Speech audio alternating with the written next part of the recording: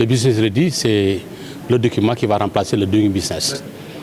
Et quand on parle du Business Ready, on fait allusion à l'environnement des affaires, qui est une préoccupation des autorités qu'il faudra améliorer. Et l'atelier, justement, est un atelier d'auto-évaluation. C'est des réformes qui ont été, impliquées par la Banque mondiale. Et chaque État fait son auto-évaluation.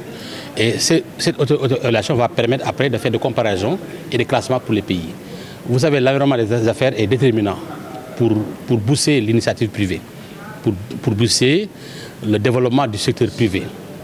C'est la raison pour laquelle, tout à l'heure, dans mes échanges avec les participants, j'ai beaucoup mis l'accent sur le fait d'avoir un cadre macroéconomique robuste. Parce que la signature du pays en dépend.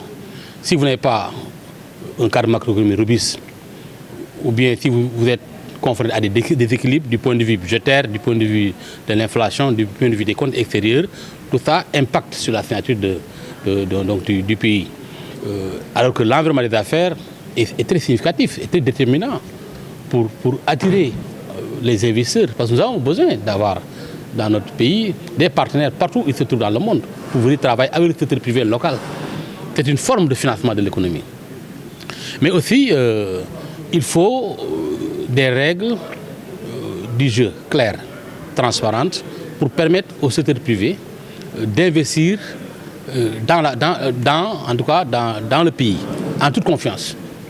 Il faut aussi une bonne gouvernance, lutter contre toute forme de corruption, mais aussi avoir un système judiciaire performant pour pouvoir résoudre les litiges d'affaires entre acteurs privés.